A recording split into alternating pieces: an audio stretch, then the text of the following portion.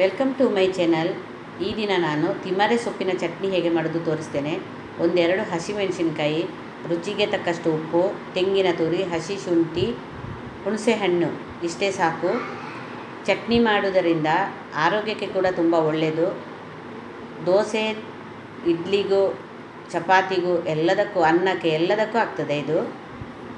ನೋಡಿ, ಇದೇ ತಿಮ್ಮರೆ ಸೊಪ್ಪು. ಕನ್ನಡದಲ್ಲಿ ಒಂದಲಗ ಹೇಳ್ತಾರೆ. ಇದನ್ನು ಇನ್ನೊಂದು ಬ್ರಾಹ್ಮಿ ಅಂತ ಕೂಡ ಹೇಳ್ತಾರೆ. ಇದನ್ನು ಚಟ್ನಿ ಮಾಡಿ ಮಕ್ಕಳಿಗೆಲ್ಲ ಕೊಟ್ಟರೆ ತುಂಬ ಒಳ್ಳೆಯದು. ಜ್ಞಾಪಕ ಶಕ್ತಿ ಅಂತೂ ಖಂಡಿತ ವೃದ್ಧಿಸ್ತದೆ. ಓದೋ ಮಕ್ಕಳಿಗಂತೂ ಇದರ ರಸ ತೆಗೆದು ಜೇನುತುಪ್ಪದಲ್ಲಿ ಬೆರೆಸಿ ಕೊಡಬೇಕು. ಒಂದು 48 ದಿನ ಕೊಟ್ಟರೆ ಮಕ್ಕಳು ತುಂಬ ಶಾರ್ಪಾಗಿ ಓದಲಿಕ್ಕೆ ಹುಷಾರಾಗ್ತಾರೆ. ಖಂಡಿತ ಇದು ಒಂದು ವರದಾನವೇ ಅಂತ ಹೇಳ್ಬೋದು. ತಿಮ್ಮರೆ ಸೊಪ್ಪಿನಲ್ಲಿ ಅಷ್ಟು ಶಕ್ತಿ ಇದೆ. ಇದು ಆರೋಗ್ಯಕ್ಕೂ ಕೂಡ ಒಳ್ಳೆಯದು.